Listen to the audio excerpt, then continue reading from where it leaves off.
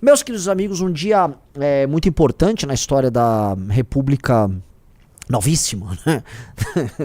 Dessa República estranha, né? A República pós-88, que é a condenação de um presidente da República, Jair Messias Bolsonaro, através de um processo sui generis, que acontece no STF, que tem ali denúncia oferecida pela PGR, sim, né? Então não é igual ao tal do inquérito, mas que no todo é um processo estranho, tá?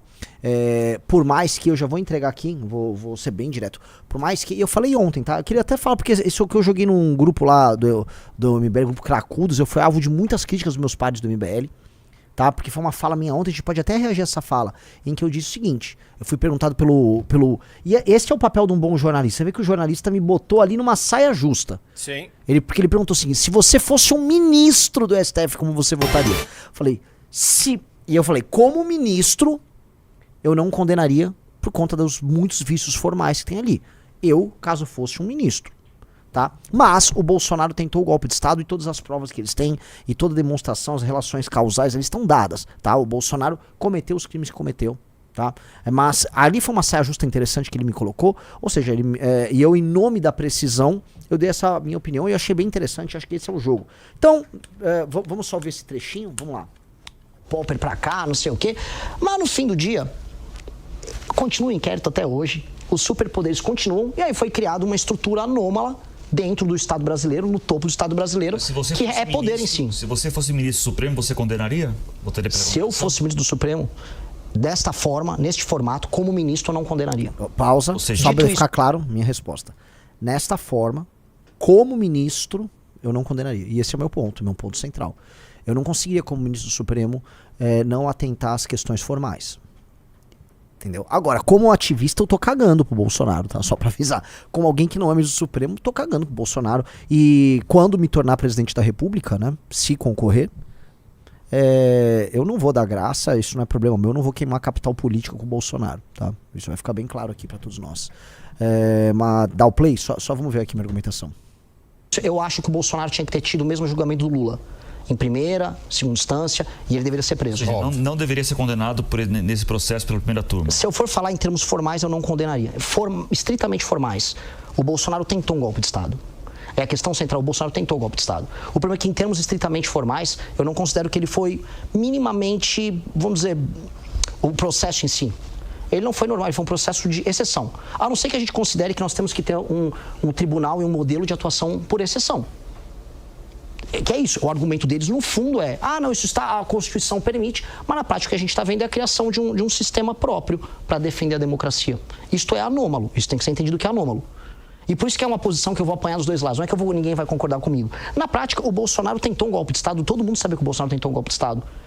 Agora, a forma importa, muito. E mais, esse inquérito vai terminar depois? Ou a democracia vai precisar ser defendida de maneira anômala por mais anos? Anos a fio a gente vai ter que ficar vendo a democracia sendo defendida. Qual vai ser o próximo passo para a democracia ser defendida? Criação de uma polícia ligada aos defensores da democracia? Isso é um problema concreto. Foi uma caixa de Pandora que abriram. E como é que a gente resolve? O começo lá essa pergunta foi boa, mas com base nisso, a gente hoje tem oficialmente a condenação do Bolsonaro por diversos crimes que ele cometeu ali. Não sei se tem o trecho do Alexandre de Moraes condenando, mas esse é um momento histórico, tá? Nessa república atual. A gente pode chamar na República Burocrática do Brasil. A República Burocrática de 1988 obteve uma vitória sobre não o seu maior rival, mas a expressão mais pública e frágil de enfrentamento a ela, tá? A gente pode ler Bolsonaro como um filho anônimo das forças do período da ditadura militar que se recusavam não apenas a tocar à época a ideia de anistia, mas a própria ideia de uma pacificação e uma devolução de poder para os civis.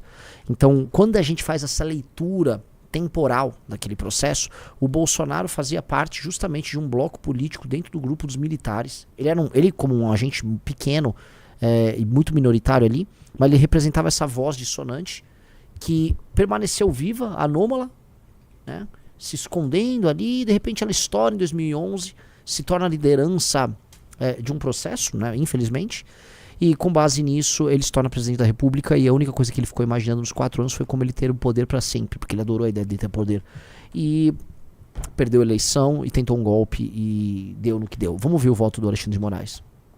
Diante de todo exposto, voto no sentido da procedência total da ação penal para condenar os réus Almir Garnier Santos, Anderson Gustavo Torres, Augusto Heleno Ribeiro Pereira, Mauro César Barbosa Cid, Paulo Sérgio Nogueira de Oliveira e Walter Souza Braga Neto pela prática das condutas de organização criminosa armada, tentativa de abolição violenta do Estado Democrático de Direito, golpe de Estado, dano qualificado pela violência e grave ameaça contra o patrimônio da União e com considerável prejuízo para a vítima e deterioração do patrimônio tombado, observadas as regras de concurso de pessoas e concurso material. Em relação a Jair Messias Bolsonaro, pelas mesmas infrações já descritas e a imputação específica de liderar a organização criminosa. E condena o réu Alexandre Rodrigues Ramagem pela prática das condutas de organização criminosa armada, tentativa de abolição violenta no Estado Democrático de Direito e golpe de Estado, deixando de analisar as condutas cuja ação penal foi suspensa pela resolução número 18/2025 da Câmara dos Deputados. É o voto, senhor presidente. Vamos repetir, é um momento histórico. Vamos repetir, tá? Vamos lá. Isso aqui, meus amigos, é um momento histórico na história do Brasil, tá? Eu vou entrar aqui nos detalhes porque é esse momento histórico. O que a gente está assistindo? Vamos lá, novamente. Diante de todo exposto, voto no sentido da procedência total da ação penal para condenar os réus Almir Garnier Santos, Anderson Gustavo Torres, Augusto Heleno Ribeiro Pereira, Mauro César Barbosa Cid, Paulo Sérgio Nogueira de Oliveira e Walter Souza Braga Neto pela prática das condutas de organização criminosa armada, tentativa de abolição violenta do Estado Democrático de Direito, golpe de Estado, dano qualificado pela violência e grave ameaça contra o patrimônio da União e com considerável prejuízo para a vítima e deterioração do patrimônio tombado, observadas as regras de concurso de pessoas e concurso material. Em relação a Jair Messias Bolsonaro, pelas mesmas infrações já descritas e a imputação específica de liderar a organização criminosa. E condena o réu Alexandre Rodrigues Ramagem pela prática das condutas de organização criminosa armada, tentativa de abolição violenta no Estado Democrático de Direito e golpe de Estado, deixando de analisar as condutas cuja ação penal foi suspensa pela resolução número 18/2025 da Câmara. Tá aqui, meus amigos. Esse aqui é o voto do Alexandre de Moraes. E por que eu falo? Mas ele tá porque esse voto será acompanhado pelos demais membros. Talvez a gente veja algo diferente do Fux, talvez alguma coisa diferente do André Mendonça, mas os demais pares vão acompanhar. E com base nisso, o Alexandre de Moraes terá obtido a grande vitória política. Eu não diria jurídica, porque em termos jurídicos isso aí vai ser questionado para sempre, tá? Mas em termos políticos é uma vitória política do grupo dele sobre Jair Bolsonaro e sobre o bloco de senhores de idade e malucos que ao redor de Bolsonaro, nos anos que acompanharam a presidência da República, tentaram, e isso precisa ser dito, eles tentaram, e as provas são muito fartas, uma série de ações de modo a concentrar o poder na mão do Jair Bolsonaro, tomar de assalto o Tribunal Superior Eleitoral, impor através dessa tomada uma queda das eleições de 2022 e com base nisso supostamente organizar novas eleições no ano seguinte, mantendo no poder quem já estava assim eleito, tá? Isto aí não é algo minimamente aceitável e ninguém vai me dizer que era uma ideia boa e de cunho patriótico. Muito pelo contrário, é uma ideia que tinha a ver exclusivamente com os desejos mais profundos do Jair Bolsonaro de permanecer no poder, não só dele, como da sua esposa Michele e como de Eduardo Bolsonaro. Esse grupo político, um grupo de aloprados total e completo, formado por aloprados, esse grupo ele planejou alguns ataques mais ridículos que a gente possa imaginar. O plano punhal verde e amarelo é uma das coisas mais patéticas que eu já vi. E não dá para fingir que eles não sabiam de nada que estava acontecendo. Que Jair não tinha reunião regular com pessoas que tinham não só ciência, mas estavam organizando esse plano absolutamente ridículo, que era um plano que envolvia sequestro e morte de adversários políticos.